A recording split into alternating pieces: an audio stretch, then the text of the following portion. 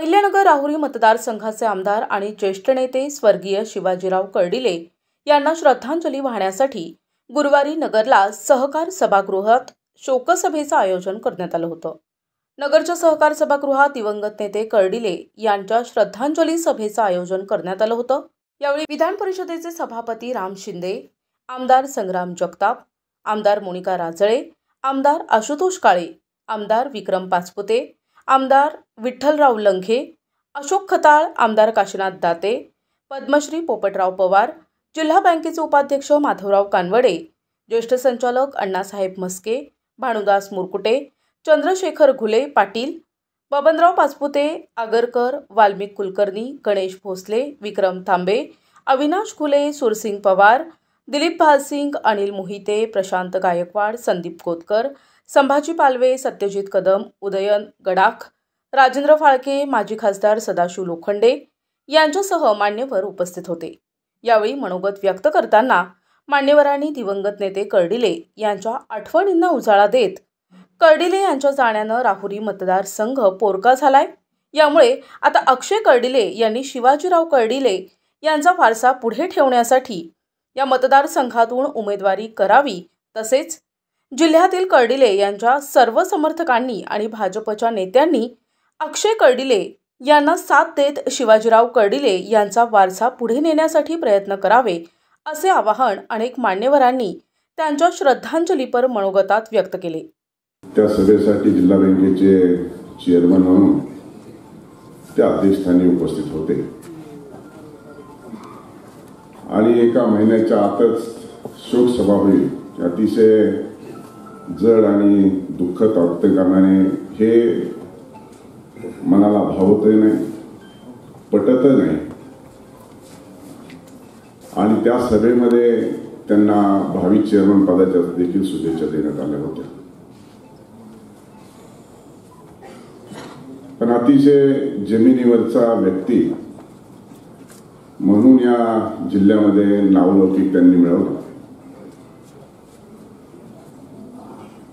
आणि राजकारणामध्ये ज्यावेळेस त्यांनी पदार्पण केलं त्यावेळेस एक दूधवाला व्यक्ती या जिल्ह्यामध्ये आमदार झालाय, ही संकल्पना आणि हा संदेश सर्वदूर आपल्या जिल्ह्यामध्ये होता आणि त्यामुळे सातत्यानं गेल्या 6 निवडणुकीमध्ये त्यांनी 2 विविध मतदारसंघामध्ये 6 वेळा जिंकले।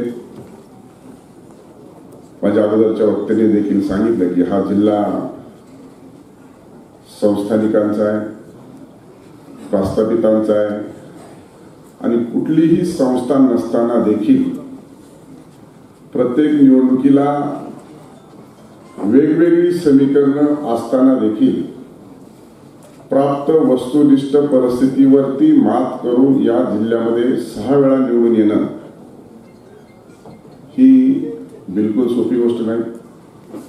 अक्षयवरची जरी छत्रछाया गेली असली, ही शोकसभा जरी त्यांच्या प्रती आपण ठेवली असली, तरी त्याच्या पाठीशी उभा राहणं भाषणातून नव्हे तर कर्तृत्वातून आणि कार्यातून कुठेही मनाचा आड पडदा न येता शेवटी प्रत्येक व्यक्तीला येणं आणि जाणं आहे आणि शेवटी आपली कीर्तीच प्रत्येकाची पाठीमागे राहते।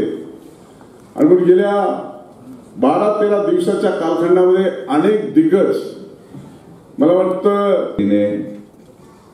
कर्डिले परिवार असेल, जगताप परिवार असेल, गाडे परिवार असेल, कोतकर परिवार असेल, या सर्व परिवारांच्या वतीने आलेल्या सर्वांचे मी ऋण व्यक्त करतो आणि अहिल्यानगर दक्षिणचे जिल्हाध्यक्ष दिलीप भालसिंग यांना विनंती करतो की या शोकसभेचा समारोप पसारदानाच्या माध्यमातून त्यांनी करावा। धन्यवाद। सर्वजण आम्ही अक्षयदादा बरोबर आहोत, परंतु आपण त्याला एक वडिलकाच्या नात्याने त्याला सक्रिय करावं अशी विनंती करतो आणि उपस्थित आपले सर्व व्यासपीठ आसन, जमलेलं आसन, सर्व नगर जिल्हा आसन, अहिल्यानगर भारतीय जनता पार्टीचे सर्व पदाधिकारी असतील, सर्वांच्या वतीने मी साहेबांना आदरांजली अर्पण करतो। थांबतो। रामकृष्ण। त्यांना लवकर राजकारणात संधी मिळाली मला त्यांनी विचारलं तुम्हाला एवढ्या लवकर संधी का मिळाली. शिवाजीराव एक तुम्हाला सांगत होतो, तर वर्षाने त्यांनी विचारलं उभं राहतो का, नाही म्हणायचं नाही म्हणलं की चान्स घ्या ना, आणि तसं झालं होय म्हणले. आले आता ते 6 वेळेस निवडून आले, 7वी त्यांची टर्न होणार होती. शिवाजीराव एक आता रामभाऊ रामभाऊ आहेत, दोघांची खूप टिंगल चालायची. आणि थोड्या वेळाने परत माणूस आला, खरंच बघतात का हे विचारायचं तर असून गप्पा मारायच्या. एक वेगळा माणूस, समाजातील सामान्यातला सामान्य बरोबरचा माणूस गेलेला आहे.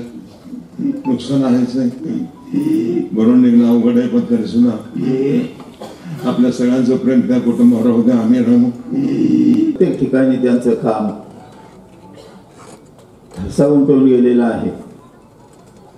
बँकेमध्ये सुद्धा काम करताना त्यांचा साधारणतः शेतकरी हा जो घटक आहे त्याच्याकडे सततपणाने लक्ष राहायचं, आणि म्हणून त्यांना अडचणीच्या काळात मदत केली पाहिजे असं सतत त्यांचा आग्रह असायचा. सर्व संचालकांच्या बरोबर सर्वांना साधारणतः